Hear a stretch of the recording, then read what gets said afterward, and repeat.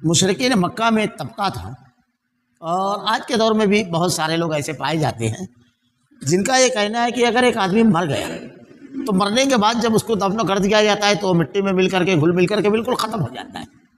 تو جب وہ ختم ہو جاتا ہے تو اس کو دوبارہ کیسے پیدا کیا جائے گا؟ اگر کوئی وجود ایک دم گل سڑ کر کے ختم ہو گیا تو اس کو دوبارہ کیسے پیدا کیا جائے گا؟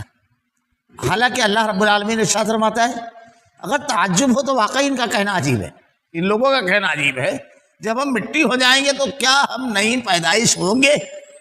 عجیب بات ہے، پہلی مرتبہ جب تم نہیں تھے تو اللہ نے تم کو پیدا کیا، ایک مرتبہ بننے کے بعد بنانا یہ تو زیادہ آسان چیز ہے، عقل تو تم کو یہاں استعمال کرنا چاہیے، لیکن عجیب بات ہے تم عقل دوسری جگہ جا کر استعمال کر رہے ہو کہ کیسے کیا بنیں گے۔ اور آج کے دور میں جبکہ علم اور تحقیق کا دور ہے، یہ تو پہلے بھی جاہلانہ نہیں بے عقلانہ، یعنی جہالت کے ساتھ بے عقلی کا سوال تھا، اب اگر کوئی کرے گا تو اب بھی جہالت اور بے عقلی والا ہوگا، اس لیے کہ موجودہ دور میں ٹیکنالوجی اس مقام پر پہنچ گئی ہے کہ آدمی جان گیا ہے انسانی جسم ختم ہو جاتا ہے لیکن ریڑھ کی ہڈی کا ایک جز اللہ نے ایسا بنایا ہے کہ وہ محفوظ رہتا ہے، کسی بھی ٹیمپریچر میں اس کو ڈال دیا جائے نہ وہ جلتا ہے نہ گلتا ہے نہ ختم ہوتا ہے۔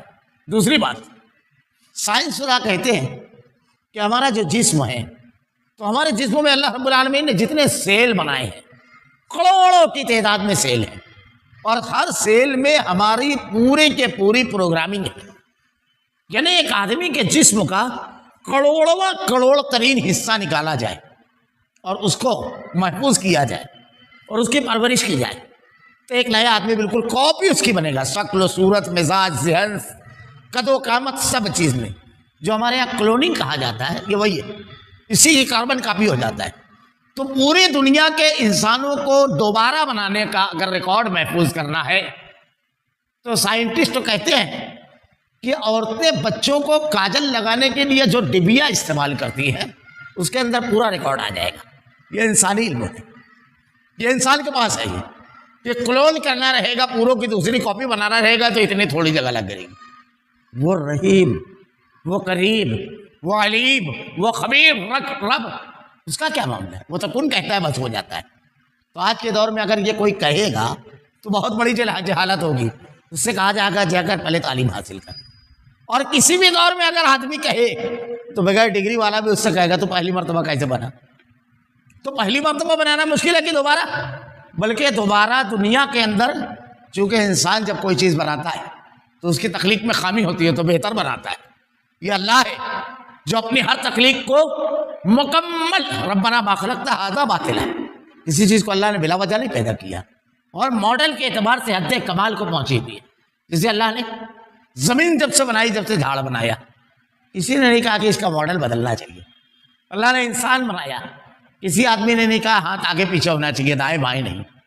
باہر کا جو معاملہ ہے تو اور تھوڑا سا لمبا ہونا چاہیے تھا، یہ تھوڑا چھوٹا ہونا چاہیے تھا، آنکھیں دائیں بائیں ہونا چاہیے تھا، ناک تو چہرے کے بالکل بیچ میں آ گئی، اس کو گردن ادھر پہ کہیں ہٹ دے۔ کوئی جو اللہ تعالیٰ نے فریم بنایا ہے، جو ماڈل بنایا ہے، اس ماڈل کو اتنا کمپلیٹ بنایا ہے کہ اگر آدمی اس کے باہر ہو جاتا ہے، یعنی اگر قدرتی اعتبار سے کسی کو 6 انگلی ہو جائے تو ہم اس کو چھنگو بولنے لگتے ہیں، یعنی وہ عیب ہو جاتا ہے۔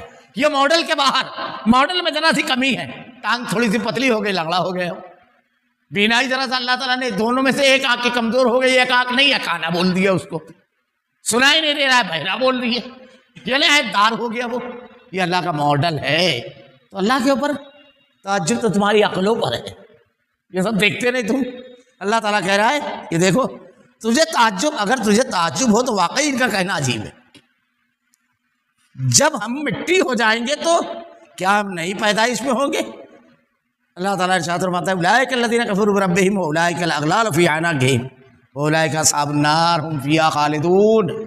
اب ایسے لوگ، یہی وہ لوگ ہیں جنہوں نے اپنے پروردگار سے کفر کیا۔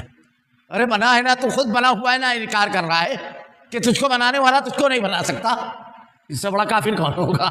اس سے بڑا انکار کرنے والا کون ہوگا؟ کفر کیا۔ یہی ہیں جن کی گردنوں میں طوق ہوں گے، دوسرے کیسے پیدا ہوں گے؟ تیرے سامنے مر رہے ہیں، اس پر بحث کر رہا ہے، ارے تو خود کیسے ہے، اس پر بحث کر۔ یہی ہیں جو جہنم کے رہنے والے ہیں، جو اس میں ہمیشہ ہمیش رہیں گے۔ کھلی ہوئی دلیلوں کی مخالفت کرنے والے اور اللہ کی تخلیق کا انکار کرنے والے اور اللہ کی قدرت کا انکار کرنے والے، انہیں سخت ترین سزا ہونا چاہیے۔